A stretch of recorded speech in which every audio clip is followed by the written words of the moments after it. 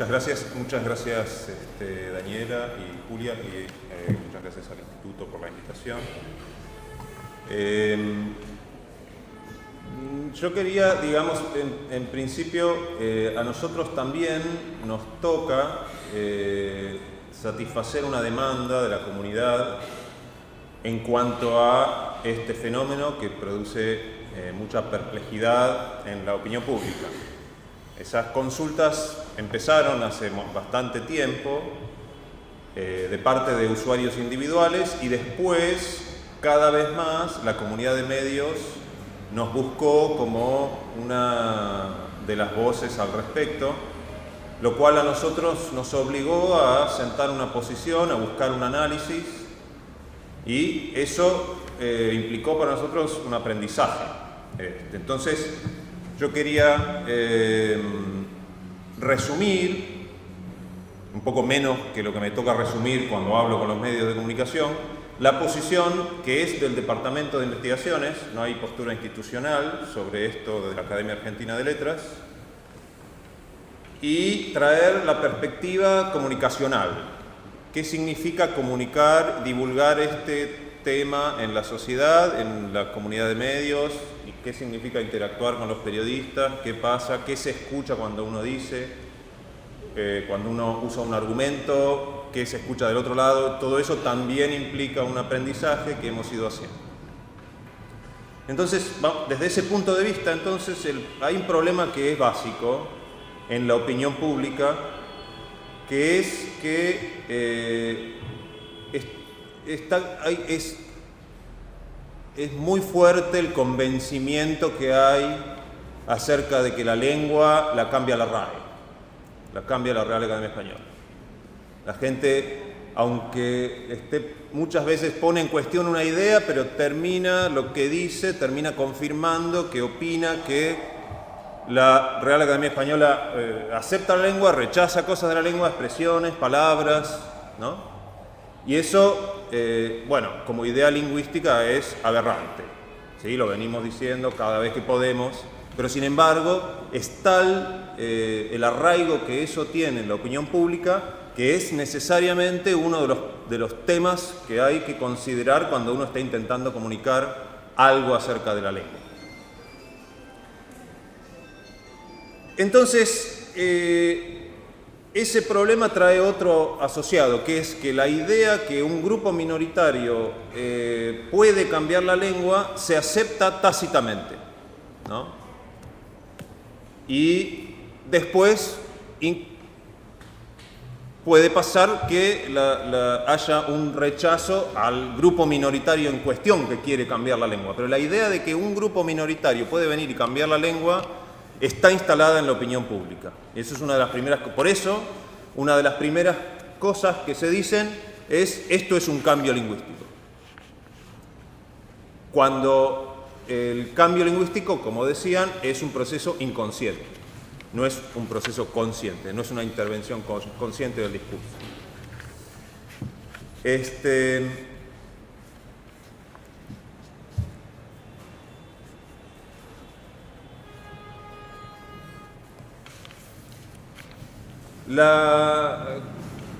El problema comunicacional también tiene otro problema comunicacional. El asunto comunicacional tiene otro problema, que es que hay muchos especialistas que opinan sobre... Tengo especialistas entre comillas, pero bueno, como me niego a hacer las comillas con los dedos, que dicen que eso es precisamente lo que está pasando, ¿no?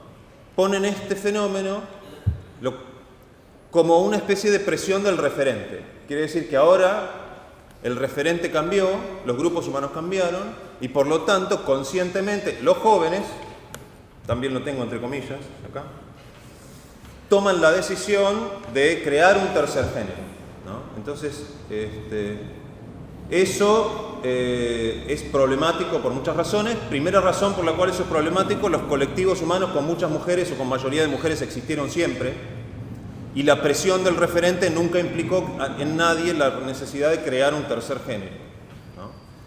Entonces, acá lo que cambió es otra cosa. Cambió el contexto social y cambió el contexto político, cambió el contexto ideológico y surgieron grupos de activistas que vieron en las posibilidades que brinda la lengua una oportunidad de intervenir el discurso público con el fin de lograr un objetivo, que es el de corregir una injusticia que tiene la sociedad. Y eso es un uso retórico, digamos. Es el diseño de un mensaje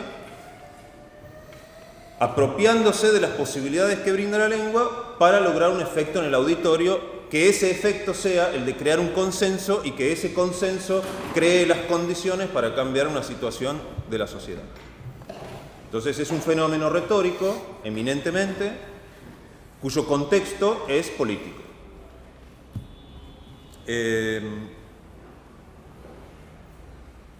Como decía entonces, ¿qué salimos a decir nosotros desde el Departamento de Investigaciones? Primero, está la idea de que la lengua es, no sé, aséptica, ¿no? Que no tiene política, no tiene sexo, no tiene raza, no tiene prejuicios de raza, ni de religión, ni de orientación sexual. El masculino genérico es una cosa clínica ahí, ¿sí? Entonces nosotros vimos, digamos, esto es una especulación, lo que hay que hacer con esto es una especulación, porque el argumento hunde sus razones tan en el pasado de la especie humana que necesariamente es una especulación, pero hay especulaciones mejores y peores. Si, digamos, lo que decimos en cuanto a esto es, si la especie humana tiene, qué sé yo, no sé, 6 millones de años, no sé cuánto es exactamente, ¿durante cuántos de esos 6 millones de años el hombre no acaparó absolutamente todos los espacios de visibilidad, de poder y de notoriedad que brindaba el ordenamiento social? ¿No? Podemos tirar una estimativa conservadora, 5.999.999 años, más o menos. Entonces, que la lengua no configure el masculino como una especie de centro simbólico neutro, a partir del cual lo femenino se tiene que alejar un paso y lo trans se tiene que alejar 2 y así, no entiendo cómo a alguien se le puede ocurrir que la lengua iba a ser otra cosa, ¿sí? Entonces, no es casual, no es insignificante que en español y lenguas que tienen tanta flexión como la nuestra, como el español, las lenguas romances en general, hayan configurado el genérico de esa manera en el masculino, ¿sí? Esa es la primera cosa que salimos a decir. Porque está el argumento, por supuesto, de que la lengua no es mágica, que no por decir ellos se va a acabar la injusticia, ¿no? Lo cual, bueno, sí, qué sé yo, puede ser cierto. Pero ¿qué otra herramienta tenemos nosotros para intervenir la realidad a través de los consensos que se generan entre los grupos humanos y los distintos intereses? La lengua, ¿sí? Entonces, la realidad social de la especie configuró la lengua como tal. Una vez que la lengua está configurada de esa manera, cada vez que aparece el genérico, eso se convierte en un refuerzo de una configuración histórica. Desde el punto de vista entonces de un colectivo que se planta ante una injusticia y quiere cambiar esa realidad, nada tiene más sentido que intervenir ese refuerzo, como una manera de empezar a molestar el estado de cosas, que es injusto.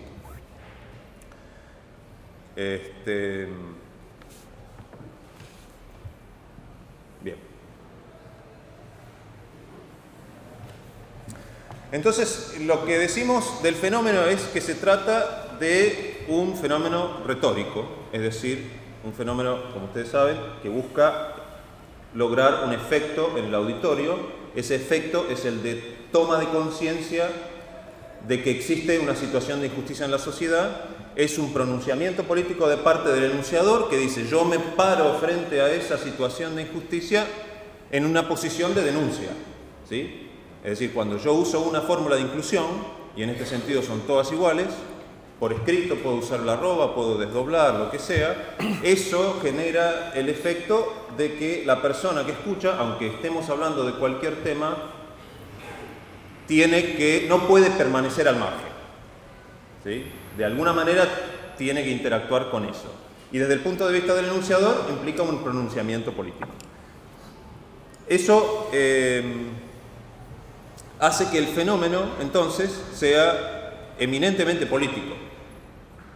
Y por eso es preferible lo que hace la Academia Argentina de Letras, que es una institución que no es política, es una institución que en sus estatutos entienden temas de lingüística y de literatura y de lo que sea. No es un partido político, no es un think tank, ¿sí?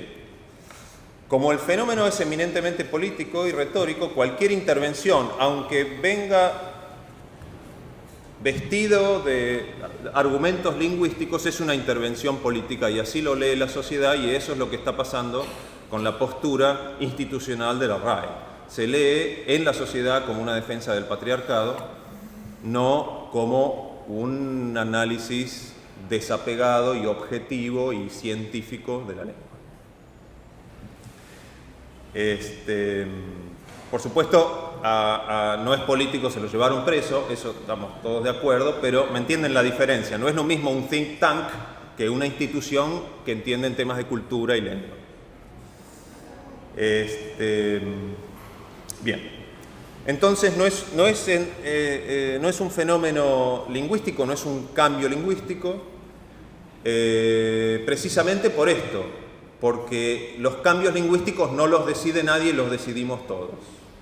La distancia que separa, por ejemplo, muchos cambios lingüísticos que en español tomaron más de 1000 años o 1500 años, entre el punto de partida y el punto de llegada, no es tan grande como la que supuestamente pretendería el lenguaje inclusivo en cuanto a la reestructuración del género. Es decir, la forma en que eso está codificada en la mente de todos los hablantes es una regla de muy alta jerarquía, ¿sí? No es cambiar una palabra.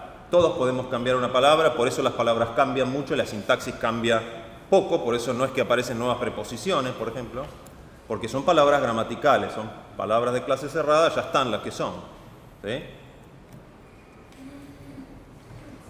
Un cambio sintáctico es mucho más difícil, es un esfuerzo enorme, y uno de los problemas que tiene la comunicación de este fenómeno es ponerlo en términos del cambio sintáctico. Esto es un cambio sintáctico, qué sé yo, que se toma conscientemente. Eso nunca fue así. Pero eso no tiene nada de malo, porque esto es lo que aprendimos también comunicando esta posición. Cuando uno dice esto es un fenómeno retórico, se percibe generalmente en los periodistas, pero después en la gente en general, y uno lo ve de distintas maneras, que uno está menoscabando, que uno está quitándole relevancia al fenómeno. Entonces, eso implica que actualmente tenemos que desplegar otras estrategias para contrarrestar esa idea, y entonces yo últimamente estoy saliendo a decir, miren que la retórica es persistente. Miren que nosotros podemos mirar la metáfora en español, la podemos mirar en italiano, la podemos mirar en latín, la podemos mirar en griego. La metáfora fue quedando. Las lenguas van y vienen, ¿sí? Cambia la sintaxis, cambian los sonidos, cambia la fonética, cambian las palabras, pero la metáfora quedó. Entonces, en ese sentido, tal vez habría que pensar que decir que esto es un fenómeno retórico es darle es concebir que puede persistir en el tiempo de una manera que la gente no suele entender. La opinión pública suele pensar que si esto no se codifica como gramática, no es un fenómeno relevante. Y ese es uno de los equívocos que nosotros trabajamos por corregir. Porque al ser esto un fenómeno de intervención del discurso público que persigue un objetivo, se trata de una herramienta, ¿no?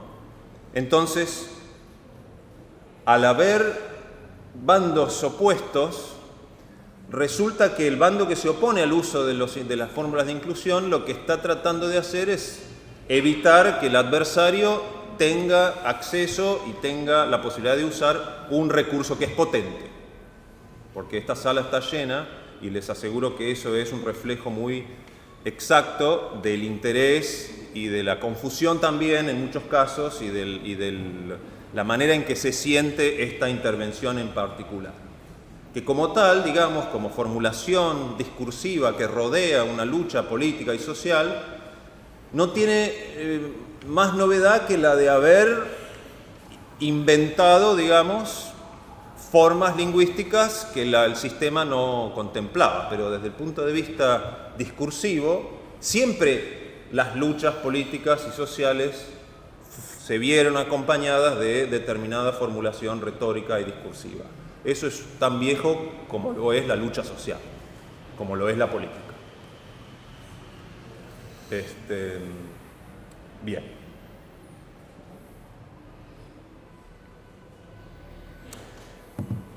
Uno de los, digamos, rasgos del fenómeno que más fundamentan el hecho de que se trata de un fenómeno retórico es cuando uno analiza el ámbito de circulación.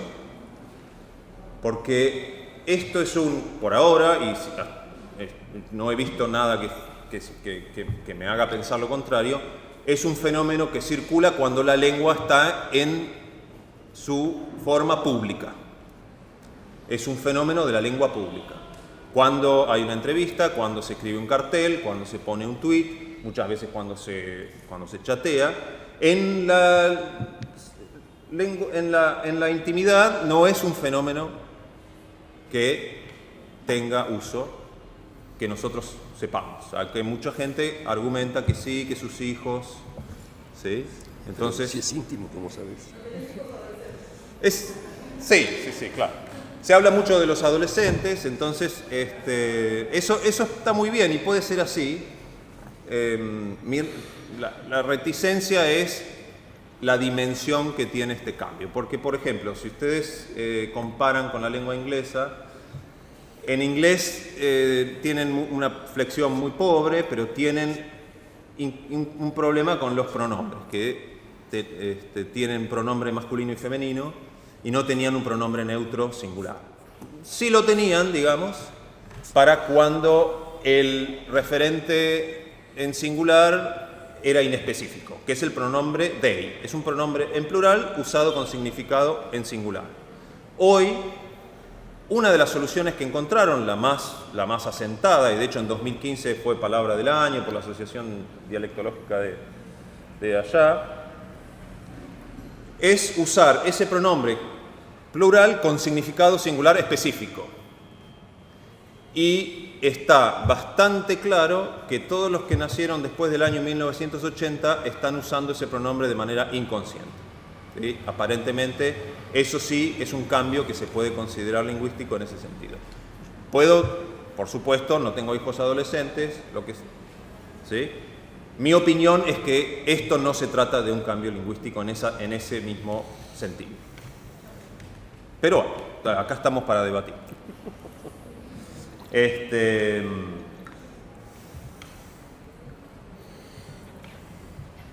Sí, bueno. Entonces,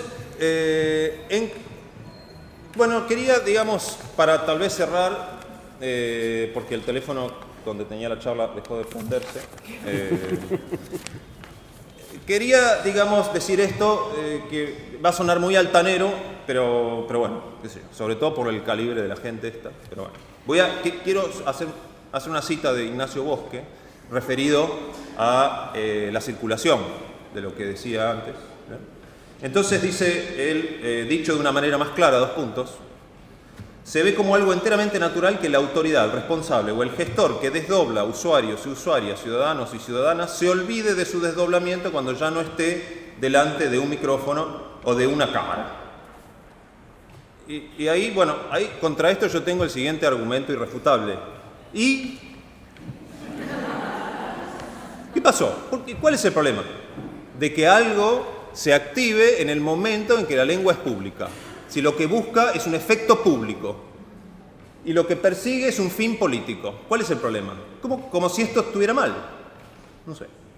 Y la otra, digamos, yo como comunicador y divulgador de estos temas, que me ha tocado ser, me gustaría leer una cita brillante, pero, digamos, lo que iba a decir que es muy altanero es que esta gente, que son como lingüistas cuyo enfoque es puramente el sistema lingüístico, aparecen con su análisis más agudo cuando tratan de socavar el uso del fenómeno, cuando tratan de desautorizarlo. Ahí es donde más le dan al clavo, como hizo Bosque con la circulación.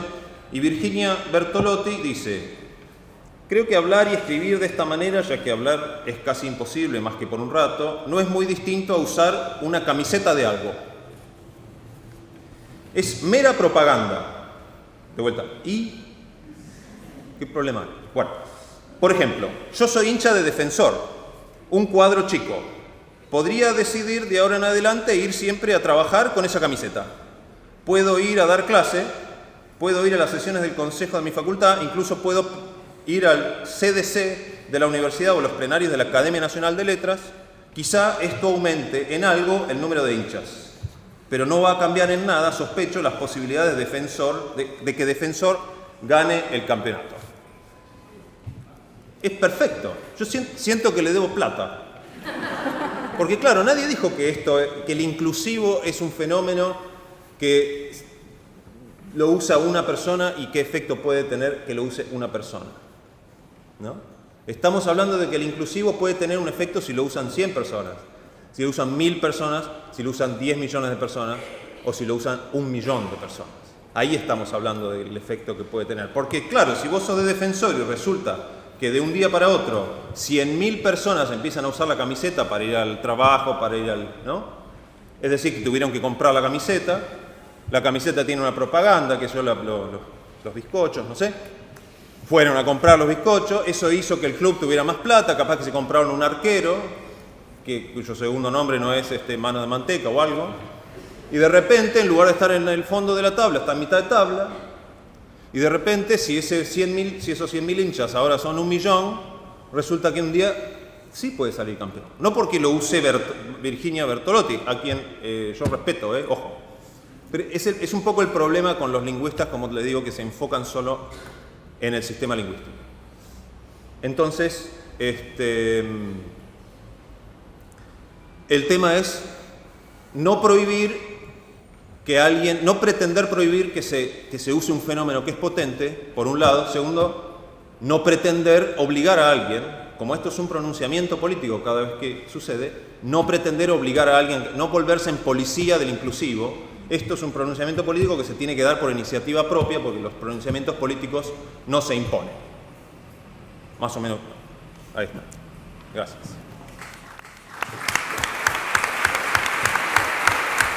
Hola, bueno, muchas gracias por la invitación, Daniela y Julia. La verdad que es un honor estar acá en este instituto. Quiero decirles a mis profesores, acá, Menéndez y al lado mío. Profesores, porque sigo estudiando lingüística, aunque me dediqué a la literatura, que bueno, voy a tratar de estar a la altura de la mesa. Y también quiero agradecerles a mis hijes que están acá también, a mi hija que acaba de salir de la asamblea en su colegio, que decidieron una toma, un colegio universitario, y a mi hijo que me ayudó a escribir también este trabajo, que hablan lenguaje inclusivo y básicamente yo soy, en principio voy a hablar por mí, soy una militante del lenguaje inclusivo, una hincha en términos de Virginia Bertolotti. Uso la camiseta, la uso como una fanática, la uso para dormir, para desayunar y para cenar. Y creo que sí que puede pasar en algún momento eventualmente esto que decíamos recién, esta situación de que vayamos todos a trabajar con la camiseta puesta, algo parecido a lo que está pasando con el pañuelo verde, por ejemplo, que en un punto también está demostrando el deseo ferviente de una ampliación de derechos. Me voy a apoyar en los papelitos que traje y en algunos nombres de gente con más autoridad que yo para decir lo que voy a decir, porque estoy un poco nerviosa.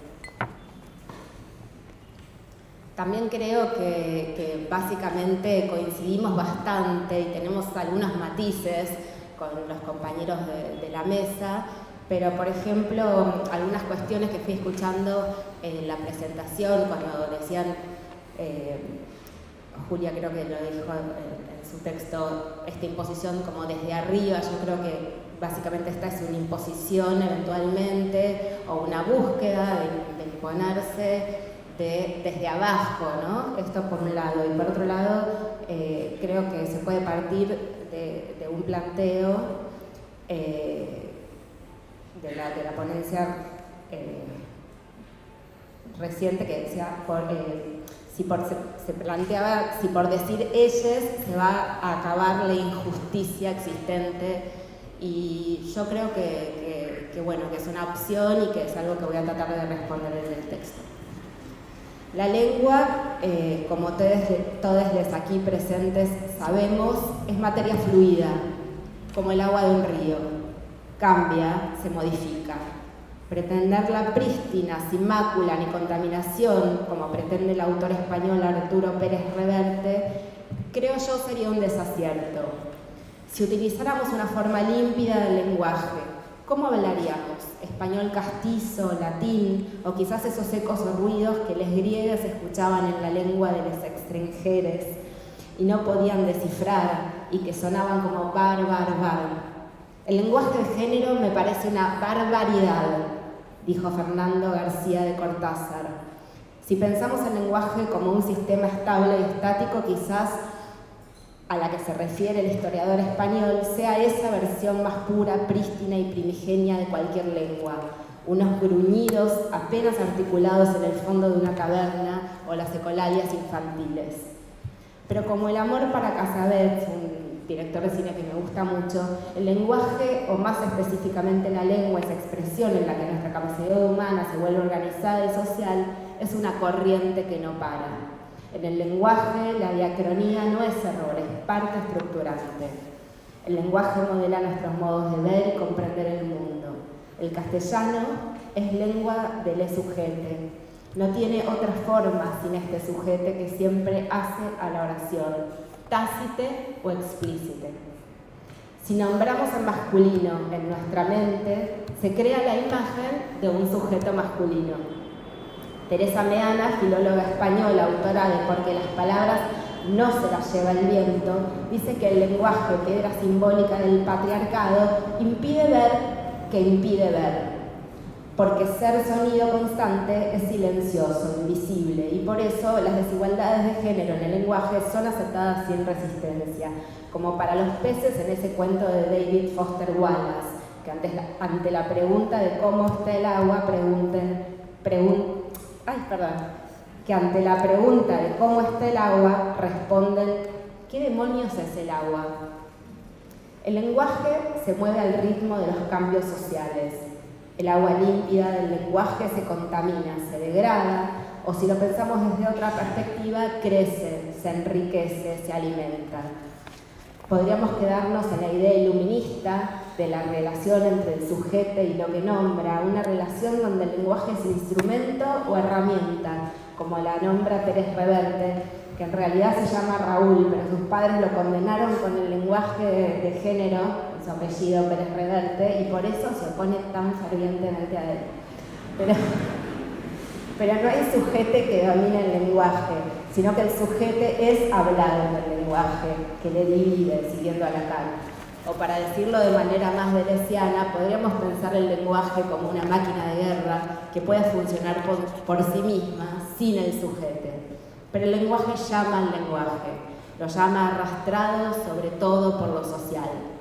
El lenguaje produce y reproduce las relaciones de dominio que existen en la experiencia social y que Bourdieu remarca con el concepto de violencia simbólica. En este registro de la ley que se crea con las reglas del lenguaje y las percepciones intersubjetivas del poder, los sujetos se establecen en una posición determinada. Las nenas juegan con las Barbies, los varones con la pelota, y cuando juegan las nenas y los nenes a hacer una familia o al dominó, juegan los chicos. La determinación del género en nuestra lengua se efectúa claramente cuando los grupos son puros, homogéneos, heteronormales, respondientes al binarismo. Pero cuando los grupos se mezclan, la ley aplica su significante dominante. Ellos, todos los chicos. Lo no varón es sujeto tácito.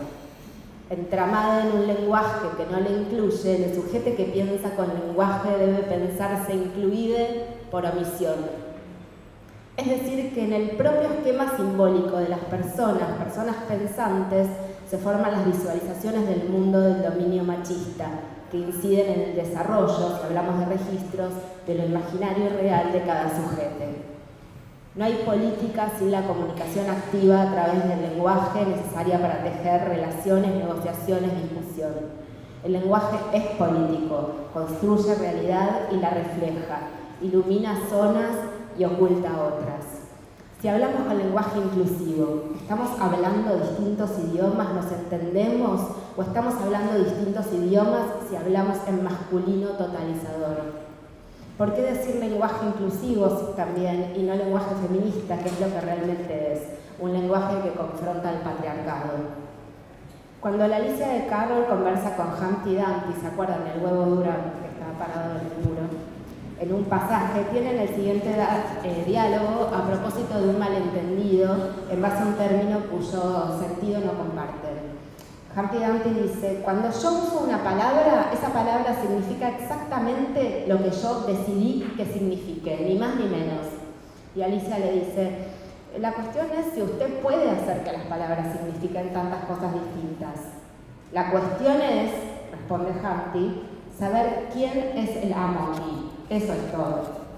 El lenguaje entonces es sumamente político porque es lo que legitima, interpela social, emocionalmente nuestras relaciones, que a su vez son relaciones de poder. Nosotros, que nos relacionamos políticamente, dictamos, exclamamos, reclamamos, incluimos o no al otro.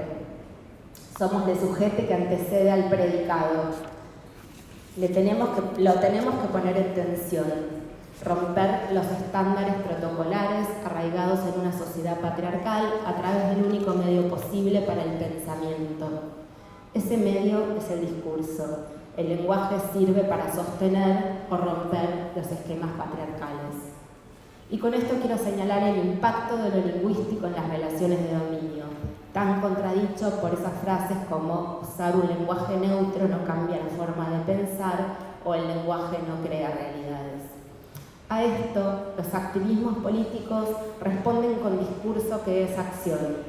La ruptura de la política feminista con la cultura del varón histórica nace con un discurso. De eso se trata la política de constructora del terreno de las reglas. El discurso es lo que se reclama discutir y entonces las prácticas que ha generado en la historia. Las resistencias académicas se justifican en la visión patriarcal que nubla las instituciones. Pero estas son lo último en deconstruirse en general, ¿no? Por ejemplo, la Real Academia Española acepta, no sé, términos como almóndiga o feminazi recientemente, pero evita, o más bien intenta evitar, los cambios políticos de género. Pero está fuera de discusión que el uso común aparece como principal motor, o al otro, sino del cambio en la lengua. Ante esto surge la perspectiva que adjudica a los usuarios del lenguaje inclusivo un patoterismo, una implementación artificial por la fuerza. La poeta y lingüista Yvonne Bordelois es un ejemplo de esta posición. Afirma que los cambios del lenguaje deben ser espontáneos, a pesar de resaltar que este cambio surge de una voluntad muy apreciable de igualdad de derechos. Este argumento reduce la inviabilidad del uso del lenguaje inclusivo al hecho mismo de ser una deliberación política. Pero este factor señala la aparición del cambio lingüístico en conjunto con la revolución feminista. La teoría, en nuestra época contemporánea, se hace foco en el estudio mismo de la mediación de información y las estructuras comunicativas. Este feminismo del siglo XXI toma las herramientas del pensamiento de los últimos tiempos y crea un nuevo tipo de revolución que sí, incluye deliberadamente la crítica sobre un uso del lenguaje cómplice de las jerarquías patriarcales. Aquí quería traer un caso interesante deliberado cambio del lenguaje, que justamente es como hacer un poco de abogado del diablo, porque no es para mí es un ejemplo feliz en cuanto a su efectividad, pero no en cuanto a su ideología, pero cómo funciona, ¿no?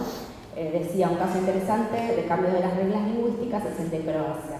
Después de la disolución de Yugoslavia, el gobierno nacionalista croata empezó una campaña para la exclusión de rasgos yugoslavos y serbios del lenguaje, y para eso tuvo que inventar algunos términos del croata con nuevas reglas gramaticales. Se organizaron concursos para inventar palabras con raíces puramente croatas.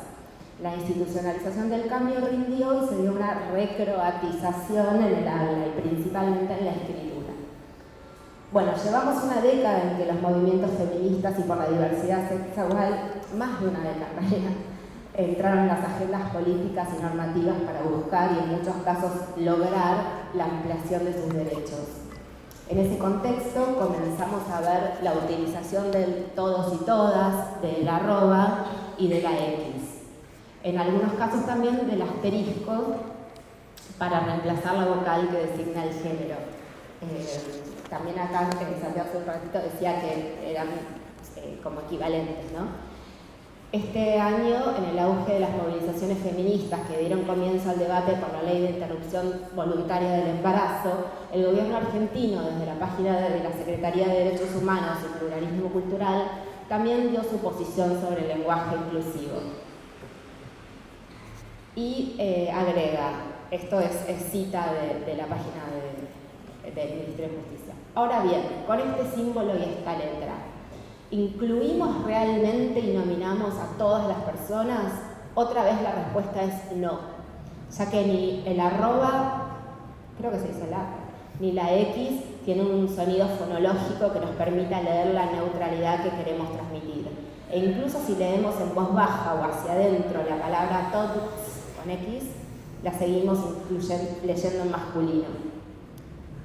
Además, hace énfasis, esto lo digo yo, en el binarismo insuficiente del desdoblamiento de todos y todas, que digámoslo tiene dos problemas. No responde a la economía lingüística por la que se tiende a ahorrar tiempo y energía en el habla, y además, como señala el gobierno, cito, si quisiéramos hablar de un lenguaje inclusivo no podríamos pensarlo en solo dos grupos, la diversidad sexual, la visibilidad de aquellas identidades que no encajan en el binomio, han puesto en jaque la utilización binaria. También la Cámara de Diputados tiene una guía para el uso de un lenguaje no sexista e igualitario, en la que no se permite el uso de arroba o X, pero se afirma que el uso del masculino genérico no colabora con la eliminación de desigualdades. Recomienda el desdoblamiento y las fórmulas neutras como las personas trabajadoras en lugar de los trabajadores, o no sé, criaturas para niños y niñas, etc. Entonces veremos cómo la institucionalización de las formas de lenguaje existe por fuera de la RAE y como las inequidades patriarcales del lenguaje ya son señaladas y dadas por existentes, hasta confrontadas por el propio Estado Nacional. El activismo de los colectivos LGTBIQ en Argentina y en el mundo puede visibilizar la vivencia crítica de las personas disidentes con respecto a la heteronormatividad de nuestras culturas. Las existencias trans, bi, queer, por ejemplo, muestran que lo incoherente con la realidad es el binarismo masculino-femenino de nuestra lengua. En estos colectivos, en la militancia feminista e incluso en el mundo de los jóvenes, gradualmente se desdobla, se usan las X, las arrobas o las E. Hay una saturación de la realidad por lo no nombrado en el lenguaje, o un no nombrado que es fuerte, subjetivo y evidente. Ya termino. La deliberación podría no ser un impedimento para su desarrollo. La costumbre existe y es difícil que una persona deje de implementar el lenguaje inclusivo o al menos deje de intentarlo. Se observa en cambio que las personas que lo hablan no lo van olvidando, no se arrepienten ni ven frustrado el intento. Al contrario, las familias discuten con sus hijas, sobrines o nietes y también gradualmente y en ciertos casos aceptan el cambio. Quizás lo aplican tal vez cuando hablan con los jóvenes que lo enseñaron y después con el resto de otros interlocutores y así. Es decir, estamos ante una deliberación que se filtra en el uso popular y sistemático. Si el lenguaje se institucionalizara como medida política, con el poco consenso que hay, que es creciente, o al menos no decrece, probablemente habría lugar para la expansión de su uso partiendo desde una base bastante sólida. En la sintaxis y en el lenguaje moran más animales extraños que en el fondo del océano, decía Lichtenberg. Hablar con él todavía, para algunos, para mí incluso, que me confundo y me equivoco y hago traspiés, es incómodo. Pero también es incómoda la perspectiva de género, esa problematización que delata las desigualdades estructurales existentes y sistemáticas que hay en nuestra sociedad. Una vez que las vemos, que somos conscientes de esas inequidades, que en la mayoría de los casos se traducen en injusticias, no podemos volver atrás. Muchas gracias.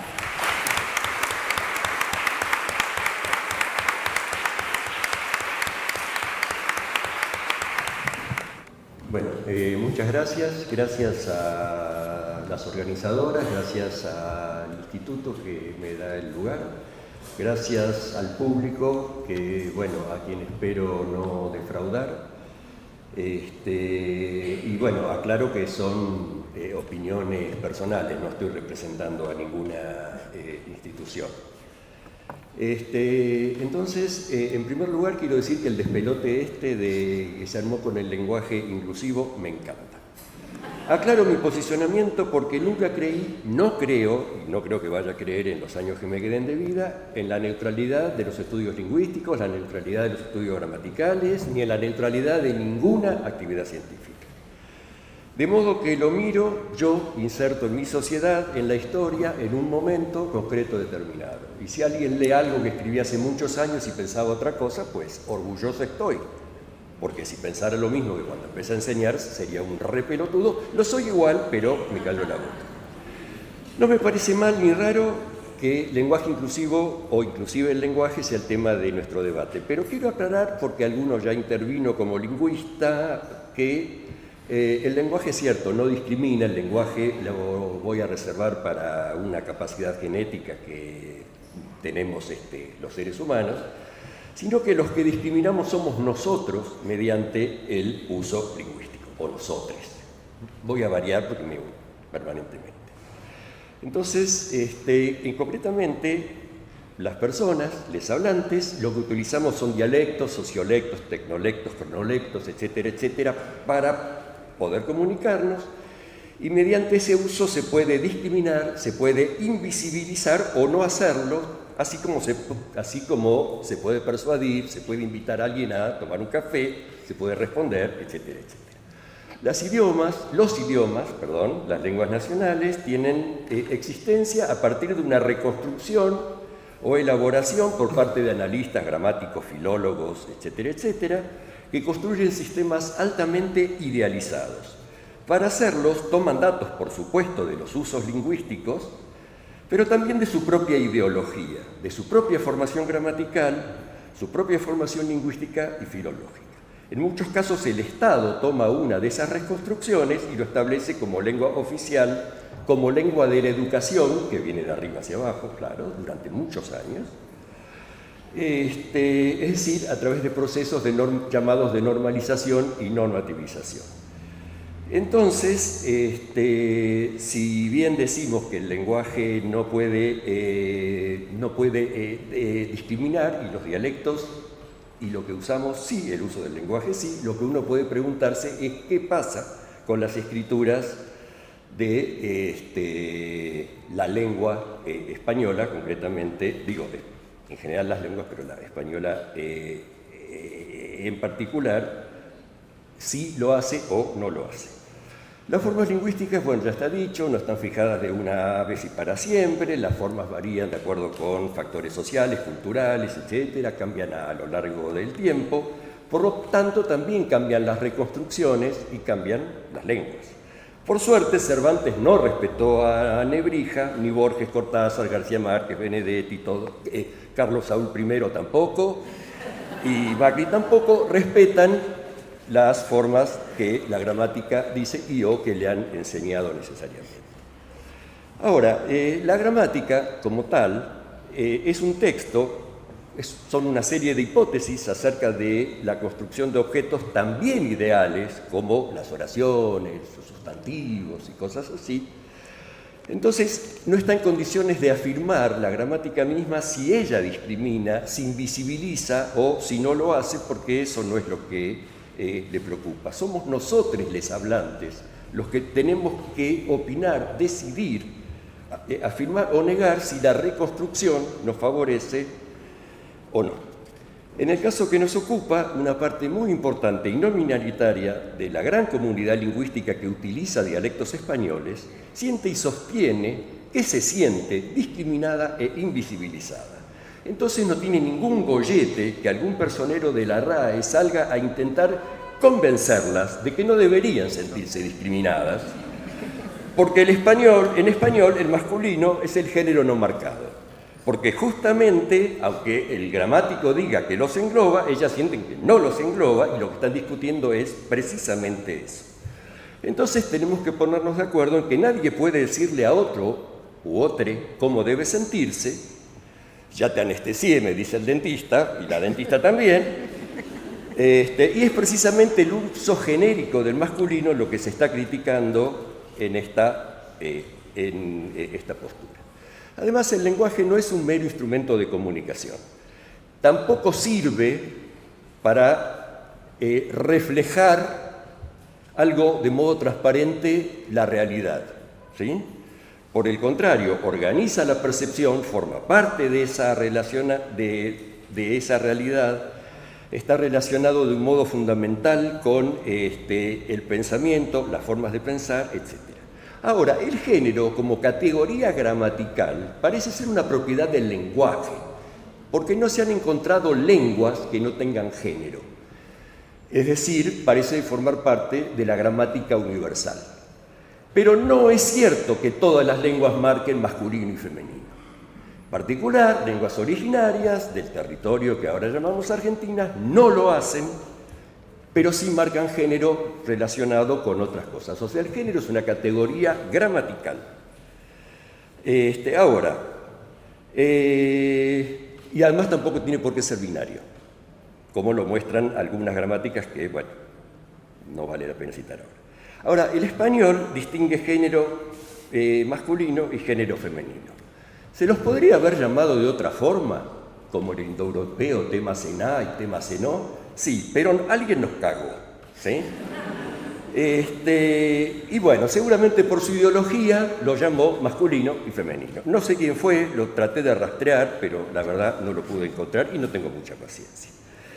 Entonces, tal es así que la distinción de pertenencia a uno de los dos géneros, además se tiene que marcar en el español por el modificador directo, o sea, el artículo o algún adjetivo, porque no hay forma sino de discriminar, el cuadro de Picasso porque tiene una O.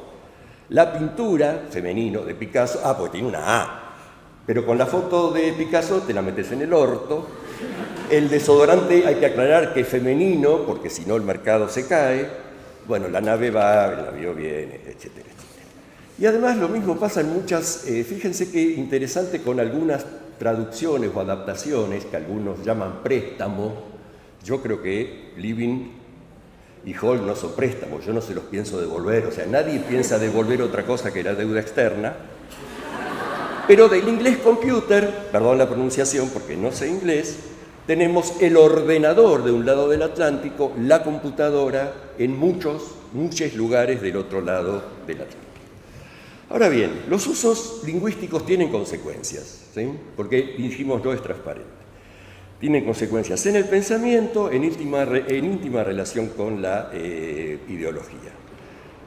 Supongamos un enunciado absolutamente imposible, no lo acabo de inventar, lo traigo preparado, claro. Pero que era muy frecuente que yo lo escuchara cuando era niño, totalmente falso, o podría serlo, y si no me creen que esto se decía, bueno, créanme, yo soy más viejo. El hombre desciende del mono. Bueno, acá ya no es el problema de que el rey de Francia es calvo, es verdadero o falso, o infortunado. Acá es infortunado e ideológico. ¿Qué hacemos con esto? Obviamente la gramática de la RAE ni de nada dice que le emisore dijese el hombre y la mujer descienden del mono y de la mona, o que dijese hombre y mujer, o lo que se le diera, o la especie humana, o algo por el estilo, pero de hecho se dijo así. Y conste que lo mismo vale para la pobre mona, ¿no? O sea que también la estamos dejando afuera. Obviamente fue la ideología de quien lo dijo, pero digamos simplemente que la RAE en algún momento avala este tipo de formas. Y es más, si alguien preguntara en clase, ¿y la mujer de quién desciende? Sería, no en el medioevo, pero sería una pregunta impertinente, ya que, dijimos, el masculino es genérico. Es cierto que viene de muy lejos, ¿no? O sea, después de todo, Dios creó primero al hombre y luego le dio una compañera. Lo curioso es que a finales del siglo XX se descubrió, déjenme llamarlo así, yo no sé nada de biología, el ADN mitocondrial, y resulta que toda la especie desciende de una Eva original. Estos desgraciados la llamaron Lucy porque son ateos, pero es Lucy. Y sin embargo, seguimos hablando del hombre primitivo, la acción del hombre en la historia, el hombre modifica la naturaleza, bla, bla, bla, bla. Bueno, entonces ya no vale la pena echarle la culpa a las tradiciones del latín y del griego. Los griegos, los latinos tenían su ideología. Si alguno no quiere cambiar su ideología patriarcal, es un problema del que no la quiere cambiar, no de la gramática. Otra gran pregunta que nos hacemos, y bueno, ya estuvo permanentemente acá, es si el cambio lingüístico, que es inherente, por supuesto, a las lenguas particulares, puede ser inducido. O sea, si un grupo puede conscientemente hacerlo. O sea, si podemos quebrar la tradición saussuriana de que el signo lingüístico es arbitrario y que de esa afirmación de que la relación entre el significado y el significante era arbitraria, ya llevamos la arbitrariedad hasta la concha de la lora, del mono y de la jirafa. Y esta inmutabilidad, que parece haberse extendido mucho más allá, se puede manejar. El tema no es nuevo, ¿sí? Ya se ha intentado muchas veces, esta charla no trata de eso, Juan Ramón Jiménez, García Márquez, Sarmiento, etcétera, etcétera, ya ha funcionado. Ahora, más recientemente, la expresión políticamente correcto acompañó muchos cambios lingüísticos. O sea, nuestra lengua española ahora tiene afroamericanos. ¿Y qué es un afroamericano? No es un haitiano.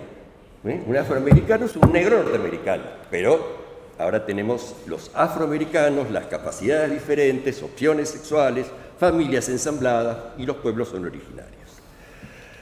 Y el cambio, por esto lo que quiero decir también es que el cambio viene por todos lados. O sea, por lo menos en mi experiencia en psicolingüística, en inglés, el pronombre que reemplaza a baby, al bebé, que antes era it, cuando yo empecé a estudiar psicolingüística, ahora es she. O sea, no se les puede negar de ningún modo su persistencia. Por ejemplo, el todos y todas, argentinos y argentinos, los y las participantes, etc. También se intentó evitar el uso del masculino genérico mediante algo que voy a llamar mal hiperónimos, de modo de la ciudadanía, el electorado en lugar de los electores. Se difundieron grafías con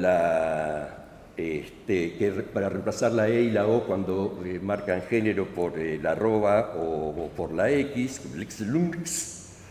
esto irritó mucho, sobre todo a la RAE, que bueno, ya se viene manifestando, por ejemplo, Ignacio Bosque desde 2012, perdón. 1200 está bien. Y que justamente en ese momento, como la nación estaba en contra de determinada figura presidencial, se ocupó de difundir con un titular que decía, Bueno, pero estos son ejemplos. Vos que también se ofendió en 2012 porque muchas instituciones españolas, autonomías, sindicatos, servicios sociales, hicieron guías de escritura para que los documentos que salieran evitaran el uso del masculino genérico y dijeron de todo. E incluso muchas instituciones que eran monolingües castellanas, ya no hablemos de otras. O sea, se producen manuales de escritura. Voz que salta como leche hervida, porque bueno, ¿cómo van a hacer un cambio sin preguntarle a ella, sin pagarle la comisión? ¿Sí? ¿Cómo las autoridades gremiales o las autoridades de una autonomía van a responder a ses electores en vez de responder a los santos guardianes de la cristinesa? ¿Qué dijiste? Bueno, no sé, eso no me acordaba. Bueno, o sea que mucho antes del uso de la E, además vos que llega a decir que las mujeres se sienten discriminadas, porque cuando llegan a un lugar tan importante como presidente, no quieren ser llamadas presidentas, o juez, o algo por el estilo. Bueno, o así lo está recogido por él. Bueno, ahora, debemos admitir que aunque no degenere nada, digamos, el escribir y el hablar, marcando los dos géneros, más allá de la corrección política, marcar dos géneros es un embole escucharlo así. La X y la arroba son muy difíciles de pronunciar, digamos, o sea, acá hay problemas bastante serios en el uso lingüístico. Pero esto no indica que no hayan sido búsquedas, más allá de si se imponen o no se imponen, han sido búsquedas para tratar de visibilizar determinadas cosas o usos políticos. Ahora, el uso de la E produjo una explosión, esto no hay duda, se enquilombó todo, digamos. Causó mucha sorpresa el empleo, ¿sí? El empleo masivo, junto con las masivas movilizaciones por la discusión de la ley de interrupción voluntaria del embarazo, provocó reacciones aún más furiosas de los patriarcales heteronormativos. Supongo que porque la E no resulta aburrida, es muy divertido. Yo en los debates por la tele, las pendejas hablando con la E,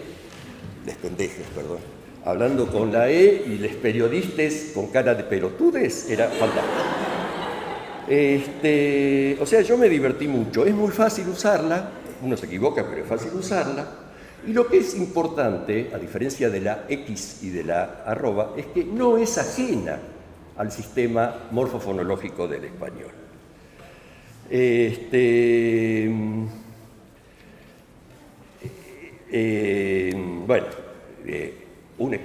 Lee expediente, presidente, estudiante, oyente, hablante, etcétera, etcétera. ¿Sí?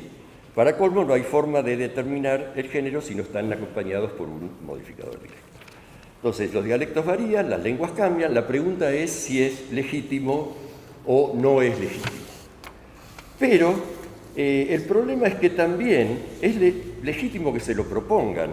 Ya resulta cansador que los grandes hombres de la historia, que las mujeres sean mujeres de alguien y no al revés, y que si alguna aparece es con nombre y apellido y bueno, etcétera, etcétera, da broma. No sé si somos amantes de un mercenario genovés que nunca llegó al Río de la Plata, y no sé si no nos gustaba el monumento a Juana Azurduy porque era feo, porque era mujer, porque haber sido boliviana antes de que existiera Bolivia y el nombre. Pero bueno, de hecho la sacaron y da bronca. Ahora, el lenguaje, la lengua, los dialectos tienen algo irreductible que voy a llamar deíctico, shifter, embragador, cada uno lo ha leído como quiere y bueno, qué sé yo. Pero lo cierto es que yo soy yo y ustedes son ustedes. Eso no me lo saca nadie. Yo siempre voy a seguir siendo yo y yo siempre voy a hacer cosas. Y no hay teoría morfológica que rompa eso. Entonces, yo era yo antes de haber leído alguna gramática, antes de saber que hablaba algo así como el español. Además, cuando era chiquito yo hablaba castellano. No sé por qué. Y nadie me tiene que decir a yo cómo yo me siento. Entonces, para eso me parece que algunos hubiéramos leído a Foucault o entendido de modo espontáneo, sin ninguna guía teórica, que junto con la lucha discursiva por el poder, se debe librar la lucha por el poder decir. Las mujeres, creo, no quieren ser relegadas del poder y quieren poder decir yo soy, yo existo, yo estoy por fuera del masculino. También parecería que hubieran leído a Bourdieu y entendido de modo espontáneo que los signos son escasos, ¿sí? Si una nueva cosa se tiene que expresar, ¿sí?, por supuesto, buscará las formas de expresión, y esto es lo que nosotros estamos sintiendo, yo siento junto con muchos otros yoes. Ya termino. ¿Puede triunfar? Bueno, la verdad que no lo sé. Nadie lo sabe, ¿sí? Pero sí que podemos funcionar como innovadores. Sé que podemos reprogramar nuestro corrector de Windows. Sé que para que no lo subrayen rojito, digo. Sé que podemos no corregirlo si somos docentes. Y tal vez la marcación de género varíe junto con la no marcación de género y así, en definitiva, un cambio se produjo. Después de todo, se perdió la H, se perdió la L, se perdió la R y podemos, porque nos dieron permiso, sí, de lo que tiene el poder, que es la RAE, escribir septiembre, decir subir abajo, subir arriba, bajar abajo todavía también. Y también podemos vivir en un mundo mejor, en un mundo más libre, en que ningún sector se sienta invisibilizado, ni ocultade, sin explotadores, sin explotades, porque la lucha de las mujeres no es la única, pero es una lucha por derechos. En ese sentido, me encanta. Bueno, gracias.